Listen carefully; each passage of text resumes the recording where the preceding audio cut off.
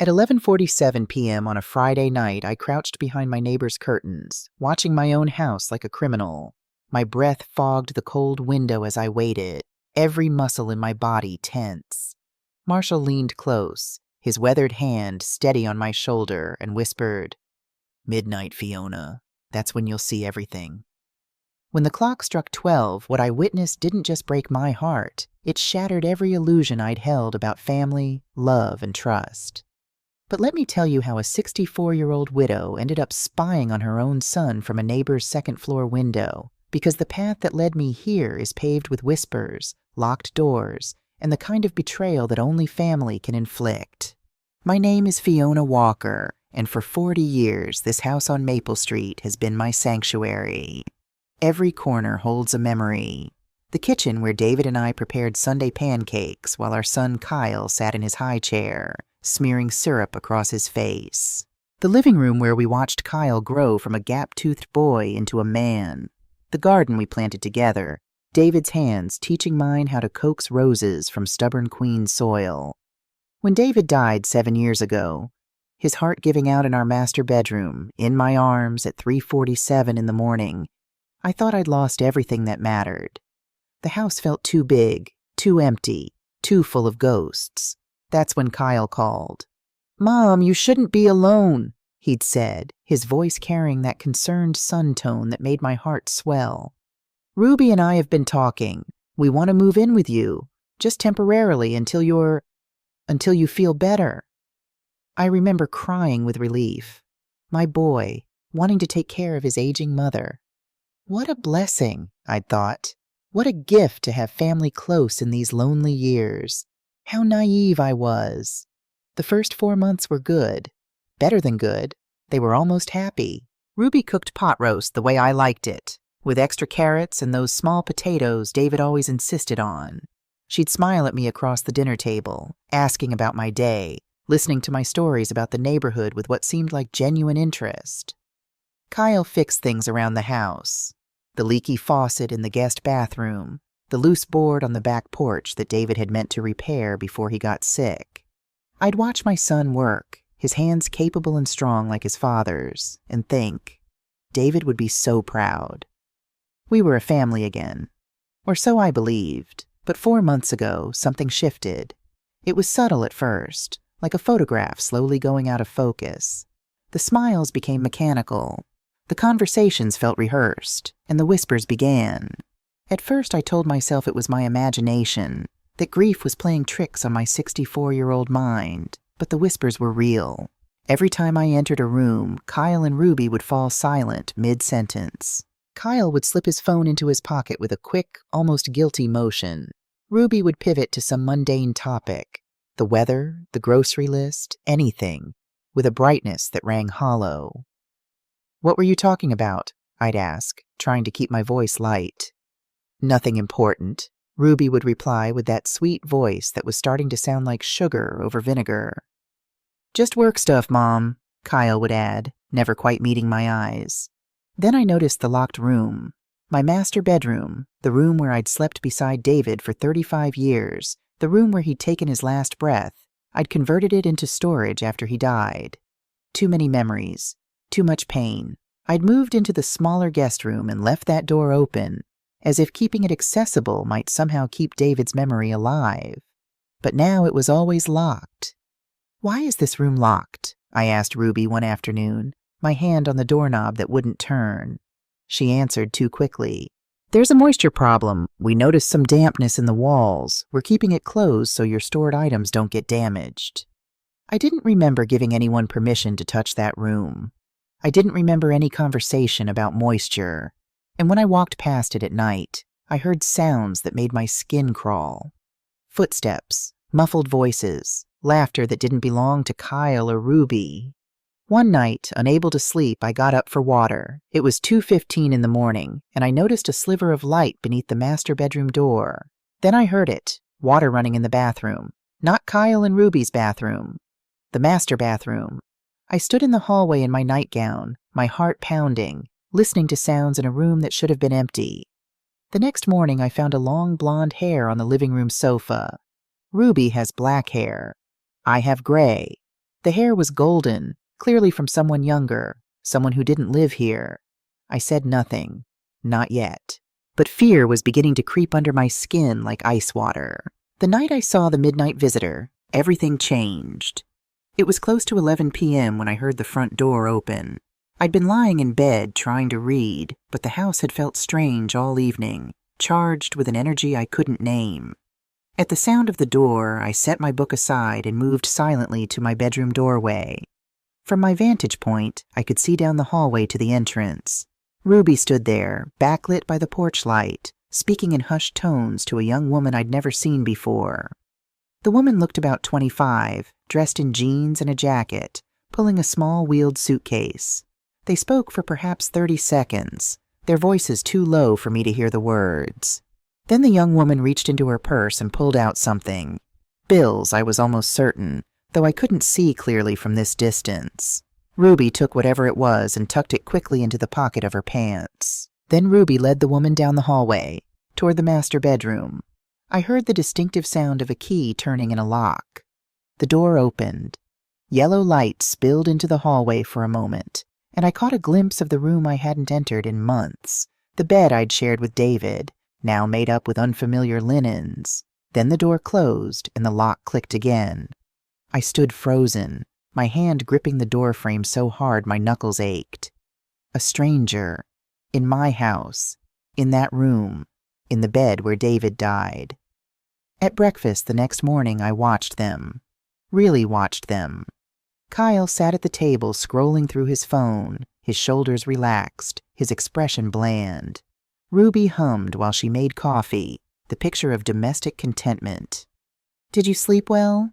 I asked casually, my hands wrapped around my coffee mug to hide their trembling. "Like a baby, Mom," Kyle said without looking up. "Why?" "Very well," Ruby added, turning to smile at me. "Did something wake you?" They were good. So good. If I hadn't seen what I'd seen, I would have believed them completely. "No," I lied. "I slept fine. But I knew. They were hiding something. And whatever it was big enough to lie to my face about."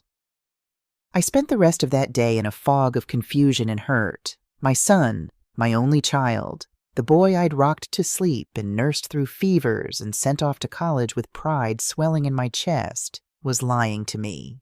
They both were. That afternoon, while Ruby was at the grocery store and Kyle was at work, I tried to open the master bedroom door. I had my own set of keys, of course. It was my house. Every lock, every door, every corner of this place belonged to me. But when I inserted my key into the lock, it wouldn't turn. They'd changed the lock, on a room in my own house, without telling me, without asking. The rage that rose in me then was so sudden, so fierce, that I had to grip the doorframe to steady myself. How dare they? This was my home, my property. The house David and I had built together, saved for, poured our lives into. But rage, I reminded myself, clouds judgment. And I needed to be smart about this. I needed proof. Real, undeniable proof of what they were doing. And I needed it without them knowing I suspected anything. That's when the plan formed in my mind, clear as crystal. I would fake a trip.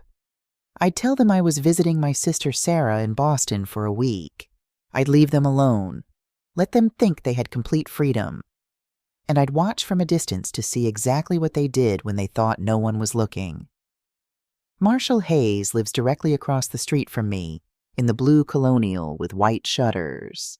We've been neighbors since David and I moved here 40 years ago. His wife Eleanor died 2 years before David, and in our shared grief, we'd formed a quiet friendship, the kind built on cups of coffee, shared memories, and the comfort of someone who understands loss without needing words.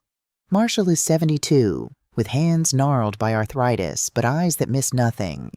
When I knocked on his door that evening and asked if we could talk, he took one look at my face and ushered me inside. "What's wrong, Fiona?" he asked, pouring me iced tea in his kitchen. "You look like you've seen a ghost." I told him everything. The whispers, the locked room, the young woman I'd seen Ruby let into my house at night, the changed lock. When I finished, Marshall was quiet for a long moment, his weathered fingers drumming slowly on his kitchen table. "Fiona," he finally said, his voice low and serious. "I've been wanting to tell you something for weeks, but I didn't know if I should get involved. I didn't want to worry you without being sure." My stomach dropped. "What have you seen, Marshall?" He sighed deeply. "For the past 3 weeks, I've noticed people coming and going from your house at odd hours. Always at night, usually between 9 and 11. Always with suitcases or backpacks. Sometimes it's young couples. Sometimes single women. Sometimes business types with briefcases. Never the same people twice." He leaned forward, his eyes intense. "They arrive in taxis and Ubers and private cars. Ruby always answers the door before they can knock, like she's expecting them. They talk briefly, very briefly, and then they go inside. And Fiona, here's the thing. The next morning early, 6:30, they leave, every single time. Like ghosts. Like they were never there at all." My hands were shaking so badly I had to set down my glass. "Why didn't you tell me?" "Because I hoped I was wrong," Marshall said softly. I wanted to believe there was a logical explanation. Maybe friends of Kyle's who needed a place to crash. Maybe family of Ruby's visiting from out of town. But last week, he paused.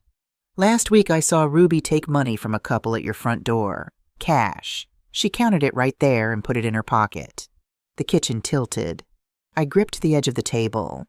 "Fiona," Marshall said gently, "I think they're running some kind of business out of your house.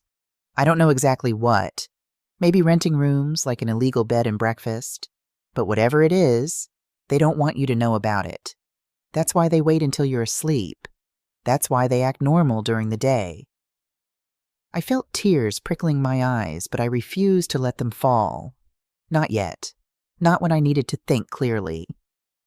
"I have a plan," I told Marshall, and explained about faking the trip to Boston. "But I need your help. I need somewhere to stay where I can watch my house. Your upstairs window has a perfect view of your front door," Marshall finished. "Of course you can stay here. You can use the guest room. We'll see exactly what they're up to when they think you're gone." The relief that flooded through me was so intense I nearly sobbed. I wasn't alone in this. I had a witness, someone who could confirm what my eyes were seeing so they couldn't later claim I was confused or senile. "Thank you," I whispered. Marshall reached across the table and squeezed my hand. "That's what neighbors are for, Fiona. That's what friends are for." That night I went home and began my performance. At dinner I mentioned casually, "I'm thinking of visiting Sarah in Boston next week. I haven't seen her in months and she keeps asking when I'm coming." The reaction was immediate and unmistakable. Kyle's head snapped up from his plate, his eyes suddenly bright. Ruby stopped chewing mid-bite, then recovered with a smile so wide it looked painful. "That's wonderful, Mom," Ruby said, her voice bubbling with enthusiasm. "You deserve a break. A change of scenery would be so good for you. Right, Kyle?" Kyle nodded vigorously. "Absolutely. You never do anything for yourself, Mom. How long are you thinking? A few days?" "Oh, maybe 5 or 6 days," I said, watching them carefully. "Take a whole week," Ruby insisted. "Really treat yourself. We'll take care of everything here. You don't need to worry about a thing." "Don't worry about a thing." The words echoed in my head with sinister undertones. They wanted me gone. They needed me gone. And their eagerness to see me leave told me everything I needed to know about the scope of whatever they were hiding. "Well," I said slowly, as if considering, "maybe you're right. A full week would be nice." Kyle reached over and patted my hand. "You'll have a great time, Mom, and when you get back, you'll feel refreshed." I looked at my son's hand covering mine. Those fingers I'd bandaged when he scraped them learning to ride a bike. That palm I'd held crossing busy streets when he was small, and felt something inside me crack. But I kept smiling, kept playing my part. Because I was going to find out exactly what my son and daughter-in-law were doing in my house. And then I was going to stop them. Whatever it took. The next morning I put on the performance of my life. I dragged my old suitcase, the navy blue one with the broken wheel that David and I had used on our anniversary trips to Cape Cod, out of the hall closet. I made sure to do it loudly, bumping it down the stairs so Kyle and Ruby would hear. In the living room, with both of them watching, I laid the suitcase open on the couch and began packing. Sweaters, slacks, my good church shoes. I moved slowly, deliberately, playing the part of an elderly woman preparing for a trip with careful attention to detail. Ruby appeared in the doorway, coffee mug in hand. "Need any help, Mom?"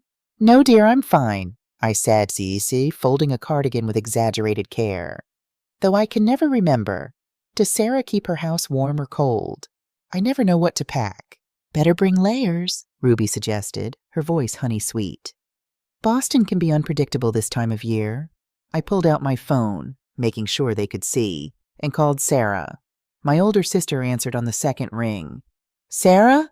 Hi. Yes, I'm packing now. I should be there before lunch tomorrow." "Oh, you know me, I always overpack." "Yes, I'm looking forward to it too. It's been too long."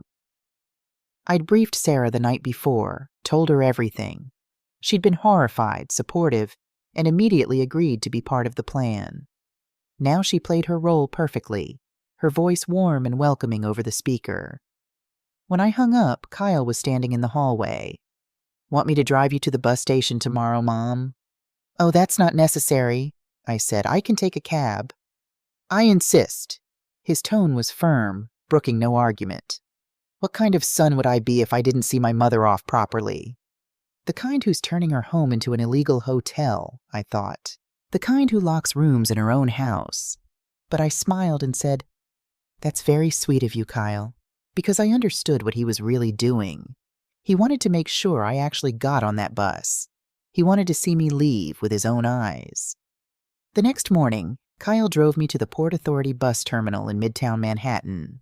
The drive took 40 minutes, and he filled it with small talk about his work, about traffic, about nothing that mattered. I answered automatically, my mind already at Marshall's house, watching my own front door from across the street. At the terminal, Kyle walked me all the way to the platform. He carried my suitcase. He hugged me tight. "Have a wonderful trip, Mom," he said into my hair. "Call us when you get to Sarah's, okay? So we know you arrived safely." I looked up into his face.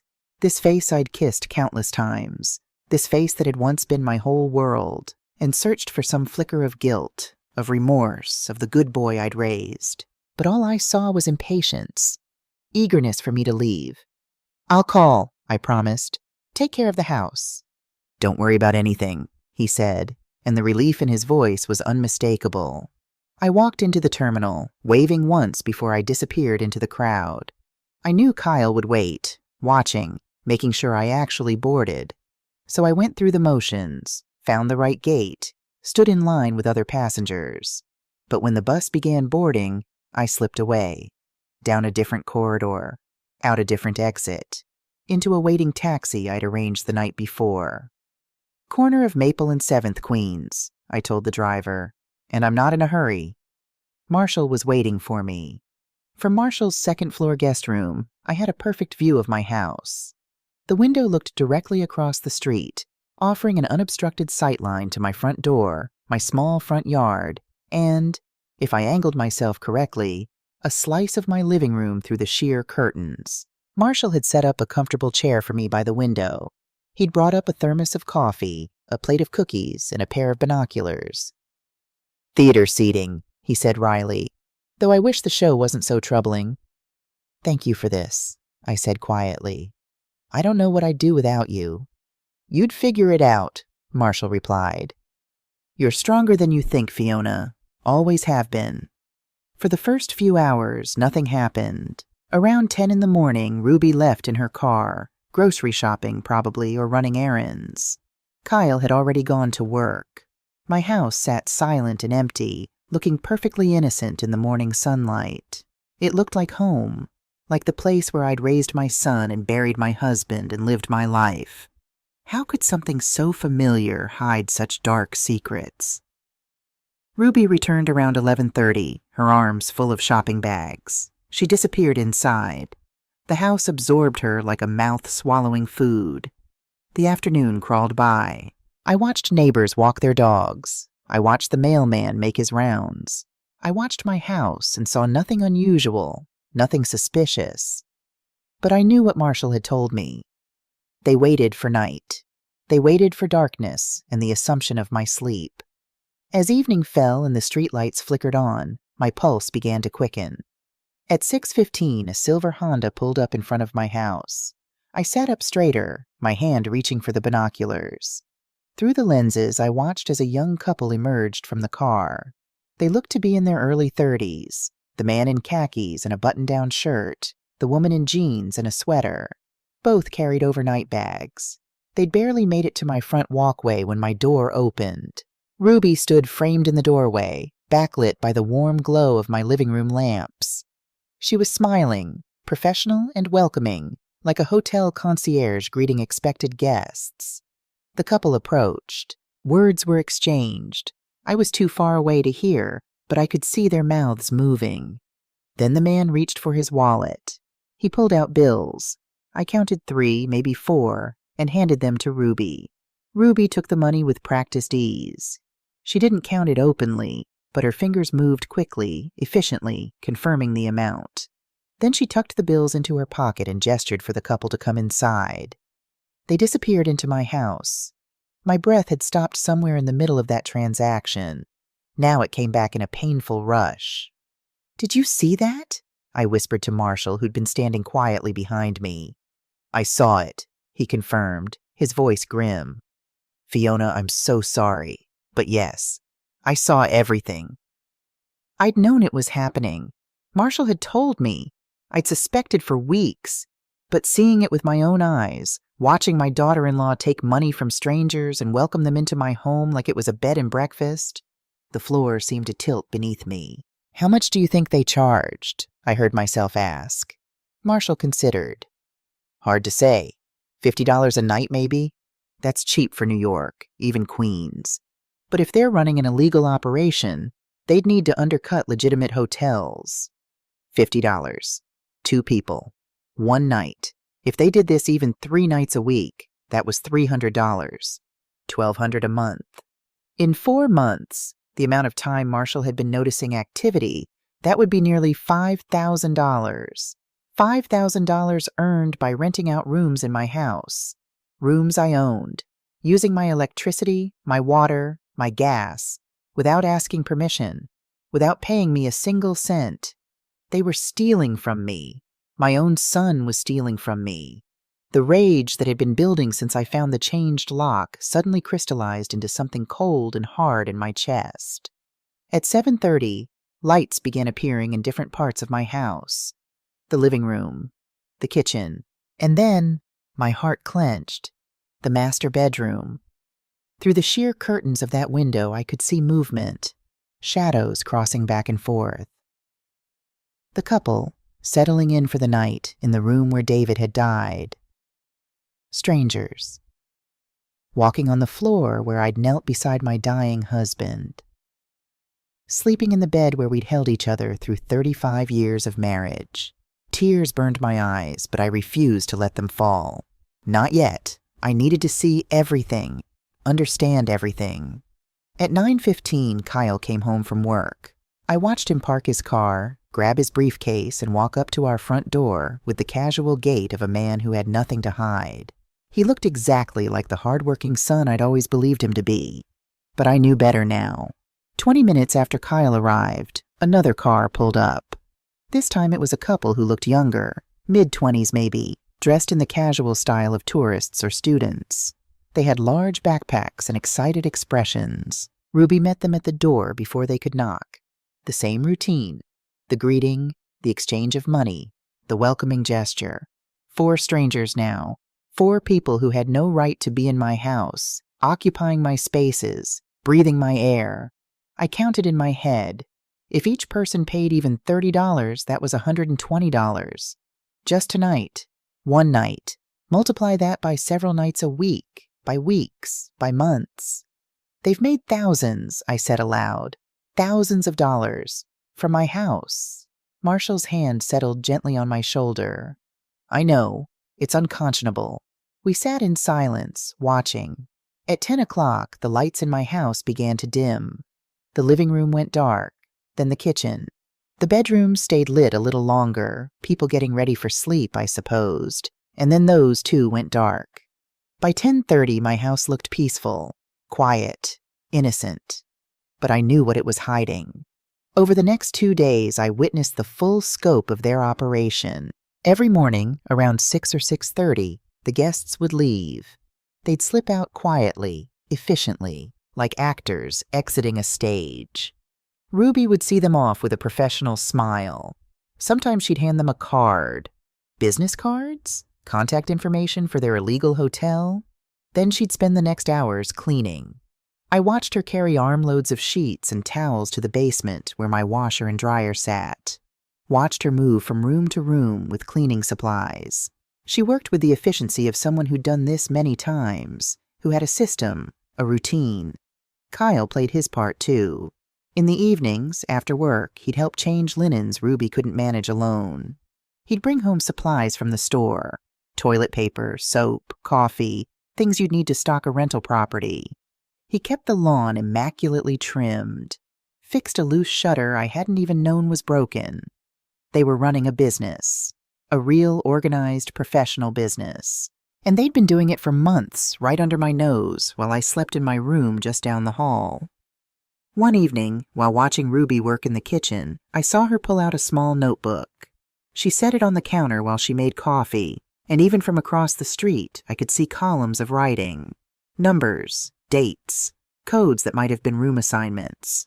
This wasn't improvised. This wasn't casual. They had records, systems. This was calculated and deliberate.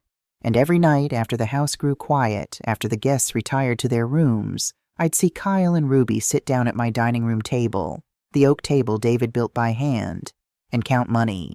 Through the window, illuminated by the hanging lamp David had installed 20 years ago, I'd watch their hands pass bills back and forth, watch them make stacks, watch them smile at each other with satisfaction.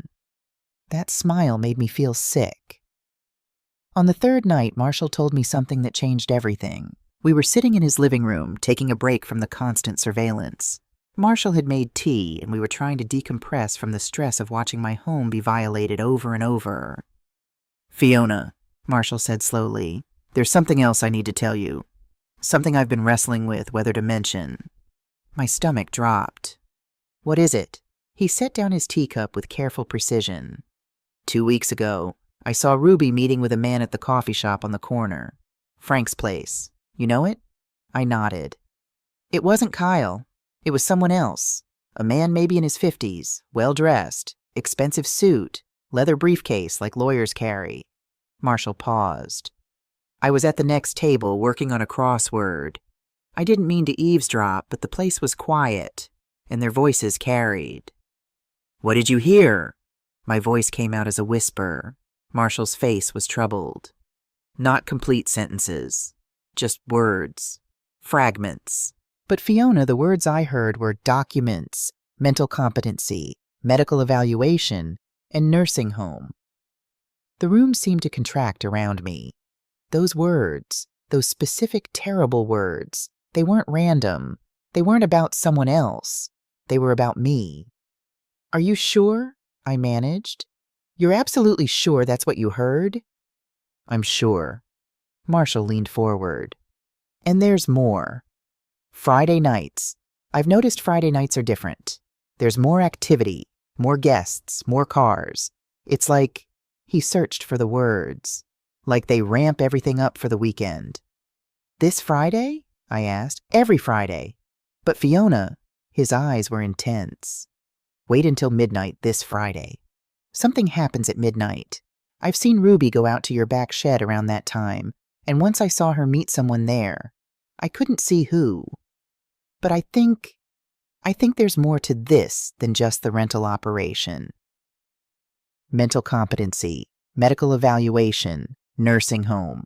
My hands were shaking so badly I had to clasp them together in my lap. They weren't just stealing my house. They were planning something worse, something that would take away not just my property, but my freedom, my autonomy, my entire life. The next morning, I called Patricia Morrison. Patricia and I had met 30 years ago in a community quilting class. She'd been in her late 20s then, working at a law firm while taking night classes to finish her degree. I'd been the young mother who sat next to her, trying to learn something creative while Kyle was in school. We'd stayed friends through the years. I'd watched her become one of the best family and property lawyers in Queens. She'd held my hand at David's funeral. If anyone could help me understand the legal implications of what I'd discovered, it was Patricia. "Fiona," she said when she answered. "What a nice surprise. How are you?" "I need your help," I said without preamble. "Something's happening and I don't know what to do." I told her everything. The illegal rental operation, the money, the changed locks, the meeting Marshall had witnessed, the words, mental competency, medical evaluation, nursing home. Patricia was silent for a long moment after I finished.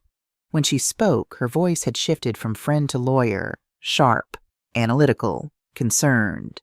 "Fiona, what you're describing is serious. Multiple felonies serious. Operating a lodging business without permits, without paying taxes, without the property owner's consent. That's fraud, misuse of property, tax evasion. But what worries me more is the other part. The mental competency thing," I said. "Yes." Patricia's voice was grave. "Listen carefully. Does Kyle have any power of attorney over you? Any document you've signed giving him authority over your medical or financial decisions?" I thought hard. "No, never.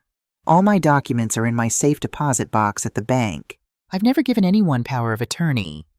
"Thank God," Patricia breathed. "That's crucial, Fiona, because here's what I think they might be planning." She explained it to me in terms that made my blood run cold. If someone wanted to take control of an elderly person's assets legally, they needed to prove that person was mentally incompetent. This required medical evaluations, psychological tests, court appearances before a judge. It was a complex legal process designed to protect vulnerable adults. But if someone had access to an unethical doctor willing to falsify evaluations, if they had a corrupt lawyer who knew the loopholes, if they could somehow get me to sign documents while I was confused or not in full control of my faculties, they could get a judge to declare you incompetent, Patricia said. And once that happens, they can take control of everything.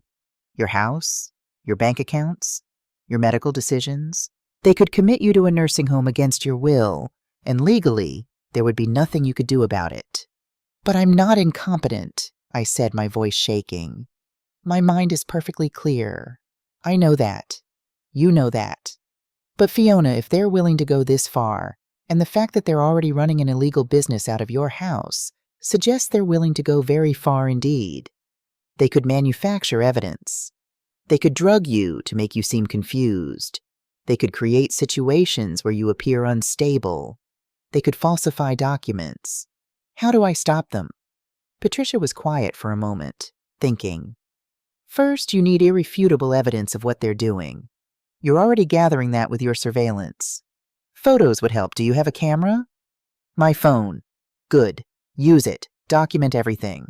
Second, we need to protect your legal position immediately. I want you to come to my office this Sunday.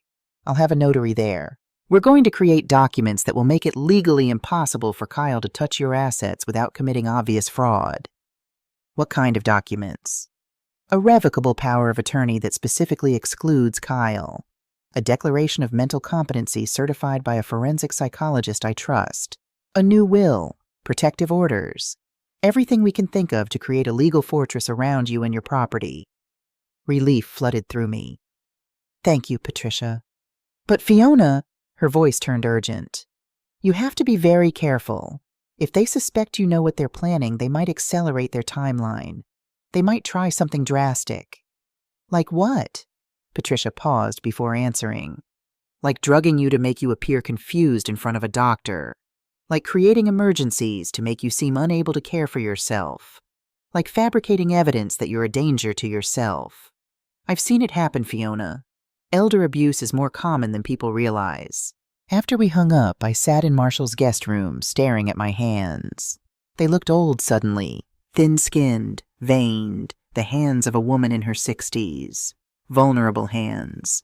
Hands that could be forced to sign documents. Hands that could be dismissed as belonging to someone past her prime. But they were also the hands that had raised a son, nursed a dying husband, Kept a home for 40 years. They were strong hands, capable hands, and I wasn't done fighting yet. Friday arrived with a sense of impending revelation. From Marshall's window, I noticed the difference immediately. Ruby was moving with purpose, with intensity. She cleaned the entire house, top to bottom. Fresh flowers appeared in vases in the living room. I could see them through the window, bright spots of color that made my home look welcoming, inviting. Kyle came home from work early, 6 o'clock instead of his usual 7. Through the windows, I watched him help Ruby with final preparations. They were expecting something big tonight, something special. At 7:15, the first guests arrived. 4 people this time, 2 couples who looked to be in their late 20s or early 30s. They had cameras around their necks and were speaking animatedly. Tourists, I realized. People visiting New York City, looking for cheap accommodation. Ruby greeted them with a brilliant professional smile. I watched money change hands. Watched my daughter-in-law count bills with the practiced ease of a business owner. Watched her welcome strangers into my home. But this was just the beginning. At 7:40, 3 women arrived in a taxi. They looked to be in their 50s, dressed for a weekend getaway, pulling large suitcases. More money, more smiles, more people filing into my house. Then an older couple, maybe in their 60s, gray-haired and slow-moving. Then 2 men in business suits carrying laptop bags.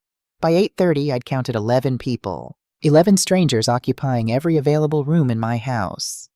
My God, Marshall murmured beside me. I've never seen this many. Never. Through the living room window, I could see people mingling. The space had become a common area. Someone was cooking in my kitchen. I could see movement, could imagine the smells. My home had transformed into a fully functional hostel, complete with guests chatting in the living room, sharing the kitchen, treating my most sacred space like a public accommodation. And I, the legal owner, sat hidden across the street like a refugee. How much money are they making tonight? I asked aloud. Marshall did the math. If each person pays even $30, that's $330, just tonight. And if they do this every weekend, thousands a month, I finished. Tens of thousands over the time they've been doing this. The lights in my house glowed warmly. Laughter drifted across the street. I couldn't hear it, but I could imagine it. People having a good time, enjoying their cheap New York accommodation, completely unaware that they were participating in my son's betrayal. By 10 o'clock, the activity was winding down. Lights began to dim. Guests retiring to their rooms. Ruby and Kyle cleaned the kitchen, tidied the living room. Then they too disappeared. My house fell silent, but Marshall had told me, wait until midnight. So I waited. The clock in Marshall's living room ticked steadily. 10:30, 11 o'clock, 11:30. Marshall dozed off on the couch around 11:40, exhausted from days of keeping vigil with me. But I was wide awake, every nerve ending alert, watching my dark house across the street. 11:50, 11:55, midnight. And then, exactly as the clock struck 12, I saw it. The side door of my house, the one that led to the backyard, the one we almost never used, opened slowly. A figure stepped out into the darkness. Ruby. But she wasn't alone. Behind her came a man I'd never seen before. Tall, maybe 50 years old, dressed in dark clothes. And in his hand, I could see it even in the dim light from the street lamp. He carried a leather briefcase. "Marshall," I whispered urgently, shaking his shoulder. "Marshall, wake up." He jolted awake. "What?" "Look," I pointed. "It's the man from the coffee shop, isn't it?" Marshall grabbed the binoculars, focused. "Jesus, yes. That's him." We watched, barely breathing, as Ruby and the mysterious man walked across my backyard toward the old shed. The shed where David used to work on projects, where he'd built birdhouses and fixed broken furniture and spent quiet Saturday afternoons. Ruby pulled out a key, unlocked the padlock. Both of them disappeared inside. A light flickered on. I could see it through the small, dusty window. "What are they doing?" I breathed. Through the window we could see shadows moving, papers being exchanged. The man's briefcase opening. More documents. Thick folders that Ruby examined page by page. They were in there for 20 minutes. 20 minutes of hushed conversation, of document review, of what looked like negotiation. Then the light went out. The door opened. Ruby and the man emerged, but instead of returning to the house, they walked to the back fence where a small gate led to the alley behind my property. Ruby unlocked the gate. The man slipped through, disappearing into the darkness like smoke. Ruby locked the gate again, checked it twice, and returned to the house through the side door. The whole thing had taken less than half an hour. Silent. Secret.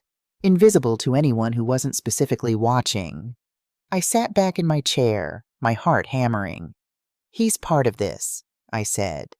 Whoever he is, lawyer, doctor, someone, he's part of their plan. Marshall nodded grimly. And whatever they were looking at in that shed, that's where they're keeping the real evidence. The documents, the plans. I have to get in there, I said.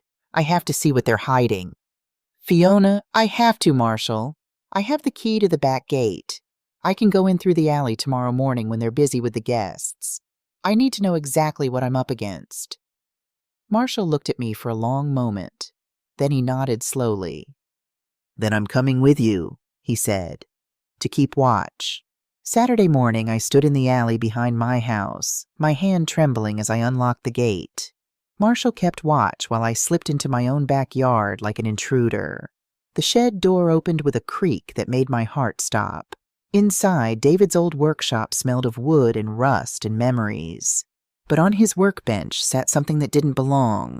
A sleek gray metal box with a digital lock that wasn't engaged. I pressed the latches. The box opened. Money. Stacks of 20s, 50s, hundreds. I counted quickly. Over $10,000. I photographed everything with shaking hands. But beneath the money, I found documents that made the cash look innocent. A rental agreement listing Kyle as owner of my house. A notation at the bottom. Legal owner in process of transfer. Documentation pending judicial procedure. A psychiatric evaluation form with my name, scheduled for 2 weeks from now. Reason: progressive cognitive decline. A brochure from Golden Hope residents, $3,000 per month. Sections highlighted: 24/7 security and special program for dementia patients. A blank power of attorney, everything filled out except my signature. And finally, paper-clipped to the power of attorney, a handwritten note in Ruby's writing. Dr. Cross confirms. Mild sedative during appointment. Signature obtained during induced confusion. Witnesses coordinated. Cost, $5,000. Timeline, 2 weeks. NH transfer within 48 hours. My vision blurred. They were going to drug me, make me sign while I was sedated. Lock me in a nursing home within 2 days. All legal, all documented, all perfectly orchestrated to steal my life. I heard Ruby's voice outside. Panic shot through me. I shoved everything back, closed the box, and ran for the gate. Marshall pulled me through just as Ruby appeared in the backyard. I got it, I gasped when we reached his house. Everything, all the evidence. Within the hour, I was on the phone with Patricia. This is conspiracy, elder abuse, fraud, and attempted kidnapping, she said after I'd shown her the photos. Fiona, we can stop this. But we move tomorrow. Sunday morning, I met Patricia at her office. Henry, her notary, was already there with documents spread across the conference table. We're building a legal fortress, Patricia explained. First, a power of attorney that explicitly excludes Kyle. Second, a mental competency declaration certified by a forensic psychiatrist. Third, a new will removing Kyle as beneficiary. Fourth, protective orders. I signed document after document, each one a brick in the wall that would protect me. Dr. Cross will lose his medical license, Patricia added. I'm filing a complaint with the medical board Monday morning. But Fiona, here's the critical part. You need to go home. Act normal. Let them think their plan is still on track. When? Monday night. Come home a day early from Boston. We'll have the housing inspector raid the house Thursday night when it's full of guests. Catch them red-handed. The thought of facing Kyle and Ruby made me sick, but I nodded. I can do it. Monday evening, I stood at my front door with my suitcase, took a deep breath, and rang the bell. Kyle opened it, surprise flashing across his face. "Mom, we weren't expecting you until tomorrow." I smiled, channeling every ounce of acting ability I possessed. "I missed home. Decided to come back early." Ruby appeared behind him, her smile perfect and hollow. "Welcome back. How was the trip?" "Wonderful," I lied, stepping into my house that smelled of strangers and betrayal. "Sarah spoiled me rotten, but there's no place like home. They made tea, asked about Boston. I told them prepared stories about restaurants and museums, adding details that made it sound real. They listened and nodded and smiled, relief practically radiating from them. "The house looks beautiful," I commented. "You took such good care of it." "Of course," Ruby said quickly. Too quickly. "We wanted everything perfect for your return." That night I couldn't sleep. Around 11, I heard voices from their room, low, urgent. I crept down the hall and pressed my ear to their door. "Think she suspects anything?" Kyle asked. "No," Ruby replied confidently. "She's the same. Naive, trusting. The plan is still on." "And Dr. Cross?" "Everything's set. Friday appointment. Sedative in her breakfast. We tell her it's a routine checkup. By the time she realizes what she signed, we'll have full control." Kyle's voice dropped. "And after?" Ruby's answer was ice cold. "After? We commit her. Golden Hope is expecting her. We visit once a month for appearances. The house becomes ours." I returned to my room, tears streaming silently down my face. Not tears of defeat, tears of rage and determination. They'd just confirmed everything, and they had no idea that in 3 days their world would collapse. Thursday night arrived like Judgment Day. All day I'd watched Ruby prepare. She cleaned every room, changed linens, arranged fresh flowers. Kyle came home early to help. By 7 p.m., guests began arriving. A young couple, 3 women on a girls' trip, a businessman, 2 more couples. I counted 9 people filing into my house, each one handing cash to Ruby at the door. I stayed in my room as Patricia had instructed, listening to the sounds of strangers in my home. At 8:45, my phone buzzed with a text from Patricia. "Inspector arrives in 15 minutes. Stay in your room." My heart hammered. This was it. At exactly 9 p.m., the doorbell rang. Not a guest's polite knock. An authoritative official ring. I heard Kyle's footsteps. "Who is it?" A man's voice. "Municipal Inspector David Klein. Open the door, please." Silence. Then the door opening. "Inspector, is there a problem?" Kyle's voice, trying to sound calm. "Anonymous complaint about illegal lodging operation at this address. I need to inspect the property." "There must be a mistake," Ruby started. "I have an inspection order signed by a judge," Klein interrupted. "You can let me in voluntarily, or I'll return with police and a search warrant." A pause. Then, "Of course, come in." I cracked my door open. Through the gap, I could see Inspector Klein with his clipboard and a young woman with a camera. The 9 guests sat frozen in the living room, faces confused and alarmed. "How many permanent residents?" Klein asked. 3, Kyle said weakly. "My mother, my wife, and me." Klein gestured to the guests. "And these people?" "Friends," Ruby tried. "Just friends visiting." Klein walked to one of the young men. "Are you a friend of the family?" The man shook his head nervously. "No, sir. I booked a room online. Paid $35. Kyle's face went white. Ruby's mouth opened and closed soundlessly. Klein moved through the house methodically, documenting everything. "Room 1, occupied by non-residents. Room 2, occupied by non-residents. Kitchen set up for commercial use. Multiple towels, toiletries." Each word was another nail in their coffin. Finally, Klein turned to Kyle. "To operate a lodging business, you need commercial licenses, permits, safety certificates, and tax documentation. Do you have any of these?" Silence. "Operating without permits is a $10,000 fine." Tax authorities will be notified. And since the property is registered to Fiona Walker, who hasn't authorized this activity, this constitutes fraudulent use of another's property. I stepped out of my room. Every head turned. The guests looked confused. Klein looked professional. Kyle and Ruby looked terrified. "Good evening," I said calmly. "I'm Fiona Walker. I own this property." Klein nodded respectfully. "Mrs. Walker, did you authorize a lodging business?" I looked directly at Kyle and Ruby. Let the moment stretch. Let them feel it. "No, Inspector, I authorized nothing. I only discovered this a few days ago." Ruby took a step toward me. "Mom, I can explain." I raised my hand. "Not now." Klein consulted his clipboard. "Current guests must vacate immediately. 30 minutes to collect belongings.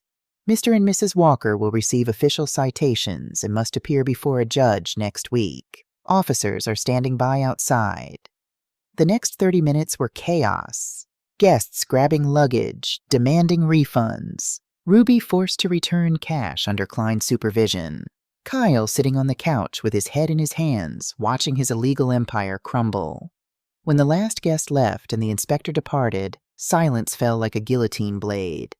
3 people remained in the living room.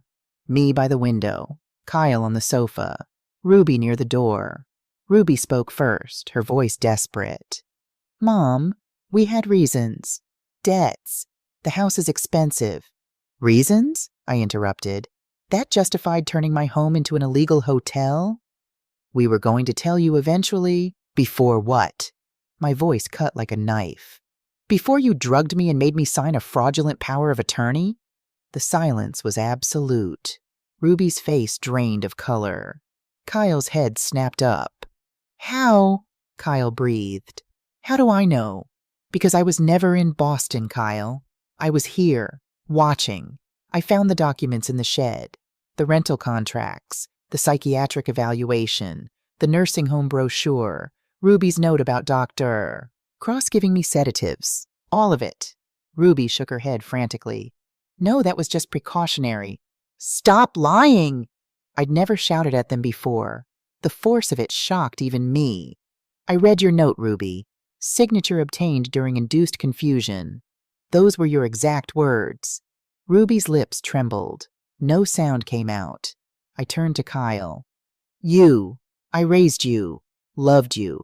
Gave you everything. How could you?" Tears streamed down his face. "Mom, we were desperate. 30,000 in debt. The bank was foreclosing. Ruby said if we could just get some money quickly." "By betraying me? By planning to lock me in a nursing home while you stole my house?" "We weren't going to," Kyle started. "I heard you!" My voice cracked. "Last night. Through your door. I heard you planning exactly that. Visit once a month for appearances while this house became yours." Kyle collapsed back, sobbing. Ruby stood frozen, her perfect mask finally shattered. "Tomorrow is Friday," I said, my voice steady now. "You were going to take me to Dr. Cross at 10 a.m. Obviously that won't happen. What will happen is this. You'll pack your things and leave. You have until noon tomorrow." "Where will we go?" Ruby's voice was small, defeated. "You should have thought of that before you tried to destroy me." I looked at both of them. "You have $10,000 in the shed. Use it for a deposit, though you'll probably need it for lawyers and fines." "Mom, please." Kyle stood, staggering. "Don't report us. We could go to jail. And what did you expect? That I'd let you drug me? Lock me away? Pretend I had dementia to make your lives easier?" I took a breath. "There's one more thing. My lawyer has already filed documents. A power of attorney that excludes you, Kyle. A declaration of mental competency certified by a forensic psychiatrist. And a new will where you've been removed as beneficiary. For fraudulent actions." Kyle's face crumbled. "You disinherited me? What did you expect? That I'd reward you for trying to destroy me?" 2 weeks later, a letter arrived. Kyle's handwriting on a crumpled envelope. "Mom, I know I don't deserve forgiveness. What I did was unforgivable. Greed blinded me. I was weak. Ruby and I broke up. I couldn't stay with someone capable of such cruelty. I lost my job. I'm working construction now, paying debts slowly. I'm not asking for forgiveness. I just wanted you to know. I'm sorry. The memory of what I did haunts me every night. I loved you. I love you. I regret losing you. Your son, Kyle. I cried reading it. Part of me wanted to tear it up. Part of me, the mother part, felt his pain. It didn't justify what he'd done, but the pain was real. I put the letter in a drawer. I wasn't ready to respond. Maybe I never would be. But I couldn't throw it away. A month later, Patricia called with a decision I had to make. "Criminal charges," she said. "If you proceed, Kyle and Ruby could get 2 to 5 years in prison. Permanent records, lives destroyed, or you can stop at the civil penalties, the fines, the restraining orders, the property protections. Your choice." I thought about David, about the boy Kyle had been, about what kind of person I wanted to be. "I won't file criminal charges," I said finally. "Are you sure?" "No, but I can live with it. They'll have to live with what they did. That's prison enough." Patricia was quiet. Then, "You're more generous than they deserve, Fiona." 6 months later, my house is truly mine again. I hired professionals to deep clean every room, painted the walls new colors, donated furniture strangers had used and bought new pieces. I converted the master bedroom into an art studio. I'm learning to paint, something I'd always wanted to do. Marshall is still my neighbor and closest friend. We have dinner twice a week. Patricia became more than my lawyer. She's my confidant and protector. I haven't heard from Kyle directly since the letter. Through mutual acquaintances, I know he's still doing construction work, still paying off debts, still living alone. Some days I think about calling him. Then I remember the documents, the midnight meetings, the plan to drug me. The wound bleeds fresh. Maybe someday I'll forgive. My therapist says forgiveness isn't for the person who hurt you. It's to free yourself from hatred. I'm working on it. Slowly, painfully. One afternoon while painting in my studio, Marshall visited. He looked at my work. A garden full of bright flowers, no cold tones anywhere. "Beautiful," he said. "It's my way of healing," I replied. "Each brushstroke reclaims a piece of my life." "You survived something that would have destroyed most people," Marshall said. "You're stronger than you know, Fiona." That night, preparing for bed in my quiet house, I looked in the mirror. I saw a 64-year-old woman with more wrinkles, sadder but wiser eyes. A survivor, someone who'd been betrayed by the person she loved most and was still standing. I whispered to my reflection. I learned that night that love can be the perfect disguise for a trap. But I also learned that self-love is the strongest shield against any betrayal. I turned off the light and lay down in my bed, in my house, under my roof. Alone, yes. Hurt, of course. But free. Owner of my destiny. And after everything I'd lived through, that was enough.